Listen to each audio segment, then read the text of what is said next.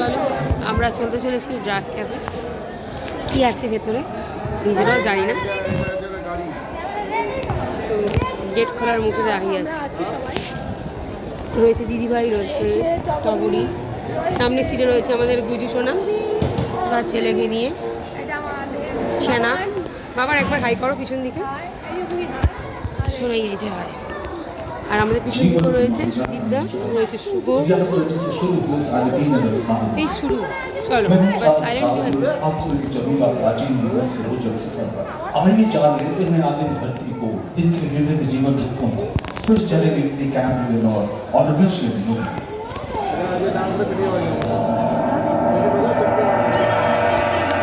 खुल जा same same.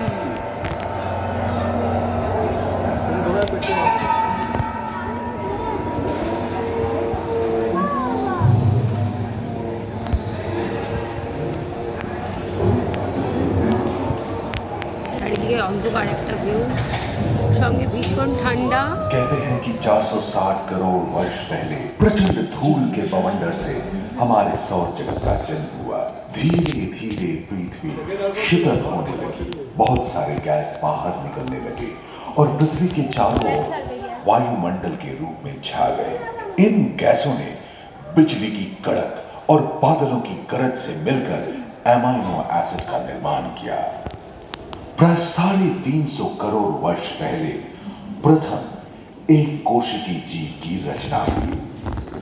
लगभग 280 करोड़ वर्ष पहले स्टोमैटोलाइट ने प्रकाश संश्लेषण के द्वारा वायुमंडल में ऑक्सीजन को पहुंच दिया।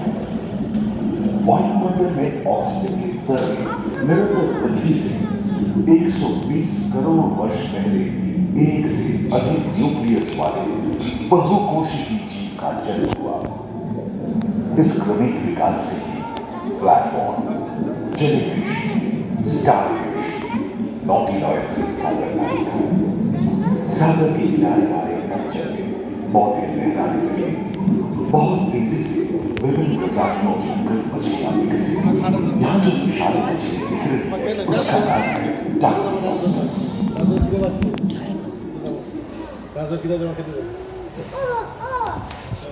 ये तो के भी ऐसे लगे सो।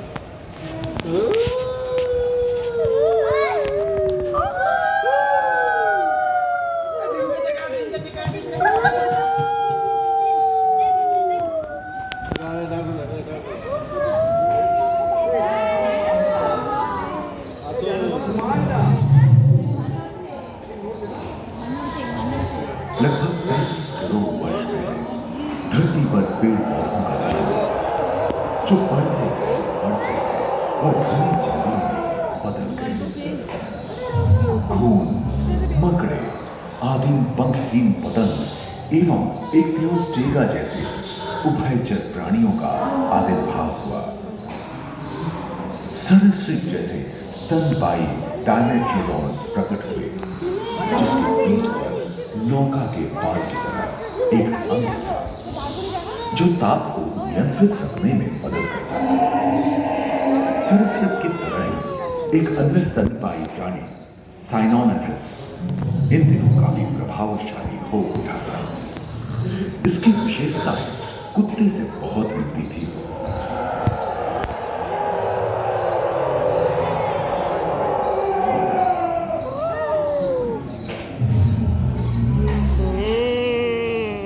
प्राय 1 मीटर तक पंख फैलाने में सक्षम दानव जैसा ड्रैगन फ्लाई, साथ ही खिलचिट्टे, बीटल एवं बिच्छू पृथ्वी के चारों ओर फैल गए थे। धरती में पाए जाने वाले अधिकांश कोयले ही कार्बोनिफेरस युग के मृत पौधे से उत्पन्न हुए थे, जो कि धरती के अंदर दब गए थे। उन दिनों पृथ्वी के 1/3 हिस्से में एकमात्र महादेश था जिसे पैंजिया कहा जाता था। जलवायु गर्म रहती थी। भूभाग पर प्रागैतिहासिक सरीसृपों का ही शासन था, जिन्होंने शुष्क जलवायु के साथ खुद को ढाल दिया था।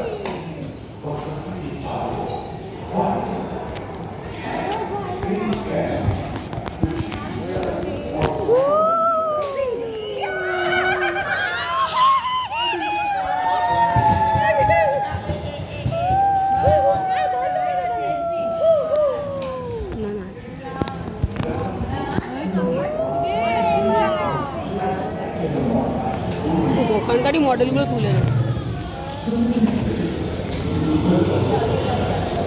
मेंढक, कछुओं और मगरमच्छों का जन्म लगभग 22 करोड़ वर्ष पहले इस ওরে बाबा, प्रथम स्तनपायी जीव मेगाज़ोस्ट्रोमा चूहे जैसे आकार का था। प्राचीन सरीसृप समाप्त हुए थे और उनकी जगह डायनासोर ने ले लिया था। ये घटना प्राय 20 करोड़ वर्ष पहले हुई थी। डायनासोर विभिन्न आकार एवं माप के थे और धरती के कोने कोने में फैल गए थे एवं जलवायु के अनुकूल खुद को ढाल दिया था। इनमें से कुछ तो किनारे की तरह हल्के फुल्के थे और कुछ 15 पूर्ण वयस्क हाथियों जितने भारी थे।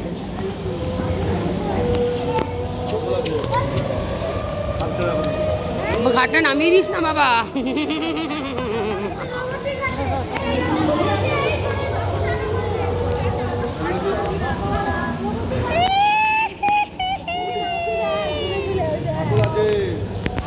कुछ 4 पैरों से चलते थे तो सियालोफाइसिस 2 पैर वाले डायनासोर। ब्रेकियोसॉरस की लंबाई प्राय 23 मीटर थी, जो कि एक टेनिस कोर्ट की लंबाई थी और इनका वजन 75 टन था।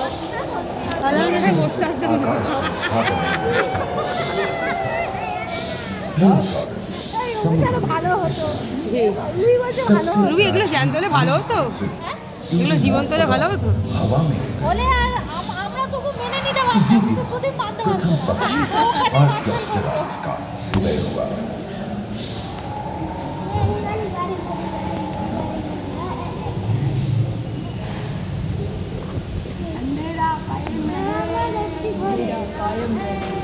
अगले 10 करोड़ वर्षों तक यानी जुरासिक के अंतिम चरण से क्रेटेशियस युग का प्रथम चरण डायनासोर के लिए स्वर्णिम युग रहा।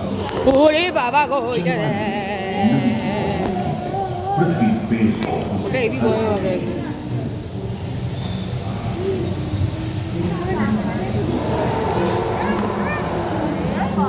বাপরে,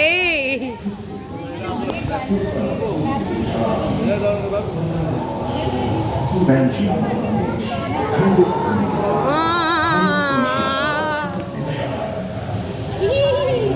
महादेशी प्लेटों में हलचल होने से ज्वालामुखी के रूप में लावा निकलने लगी। इसके वजह आए भूकंप से विभिन्न भौगोलिक आकार एवं आकृतियां निर्मित हुई।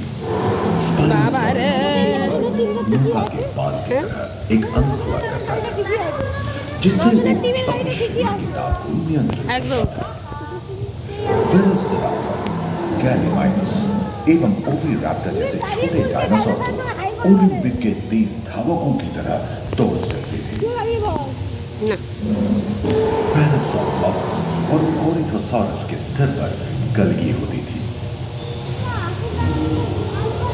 करीबन 5 मीटर लंबे पंख वाले टेरोनॉडम उड़ने एवं फिसलने में माहिर थे। सुनने में विचित्र लगे, पर अधिकांश डायनासोर जैसे कि ट्राइसेराटोप्स और एंकिलोसॉरस शाकाहारी थे। लॉरेसिया और गोंडवाना नाम के 2 भूखंड महादेश में रूपांतरित हुए।